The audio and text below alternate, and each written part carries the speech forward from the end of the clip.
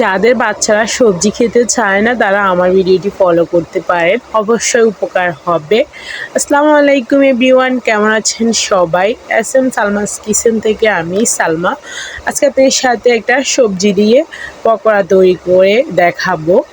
তো এটা হচ্ছে বরবটি। তো আমার বাচ্চারা যখন সবজি খায় না আমি এভাবে তৈরি করে দিই, তাহলে সবজিটা খাওয়া হয়।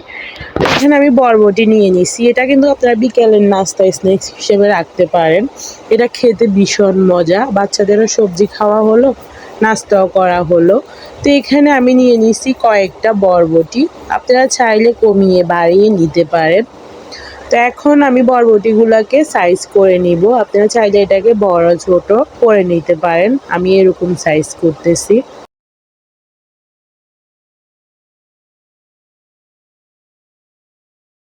সবজিগুলো আমি এভাবে কেটে নিছি। এরপরে এখানে দিয়ে দিছি 2 টেবিল চামচ ময়দা।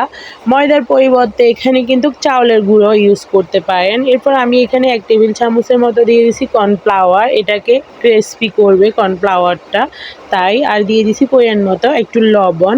এরপরে এখানে একটা সবজি মশলা দিয়ে দিতেছি, তাহলে খেতে ভালো লাগবে। এরপরে এটাকে আমি মেখে নিছি। এটা একদমই সহজ, খুবই অল্প সময়ে বাচ্চাদের তৈরি করে দিতে পারবেন বিকেলের নাস্তা। এরপরে এখানে আমি একটা ডিম ভেঙে দিয়ে দিছি। তো এরপরে আমি এটাকে মেখে নিতেছি। মেখে ভালোভাবে এটাকে মেখে ডিমটাকে মিক্স করে নিব।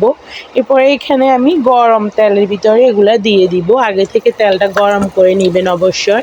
এরপরে একটা একটা করে আমি ছেড়ে দিব। তো 5-6 মিনিটের ভিতরে এটা ক্রিস্পি হলে নামিয়ে নিব। এটা ভাজতেও বেশিক্ষণ সময় লাগে না, যেহেতু বরবটিটা একদম চিকন, তো এটা ভাজতে এতটা সময় লাগে না।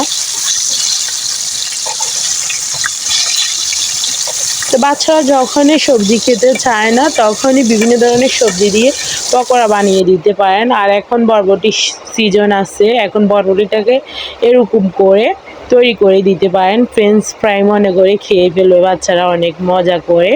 তো দেখেন আমি এগুলাকে তুলে নিতেছি, কালারটা অনেক বেশি সুন্দর আসছে। আর ডিম দেওয়ার কারণে উপরে এটা ক্রিস্পি থাকবে, আর কর্নফ্লাওয়ার দেওয়ার কারণে। এরপরে বাকিগুলো আমি এভাবে ভেজে নিতেছি। এরপরে ভেজে দেখেন আমি পরিবেশন করে দেখাইতেছি এটা কি পরিমাণে ক্রিস্পি, আওয়াজ শুনে বুঝতে পারতেছেন। তো গরম গরম এটা খাওয়ার চেষ্টা করবেন, কারণ পরে না হলে এটা মচমচে ভাবটা চলে যাবে। আমার ভিডিওটা যদি ভালো লেগে থাকে অবশ্যই একটা সাবস্ক্রাইব করে দিবেন। আর যারা অলরেডি আমার চ্যানেলটা সাবস্ক্রাইব করে দিয়েছেন তাদেরকে অসংখ্য ধন্যবাদ। আর রেসিপিটা একবার হলো ট্রাই করে দেখবেন, কেমন হয়েছে কমেন্টে জানাবেন।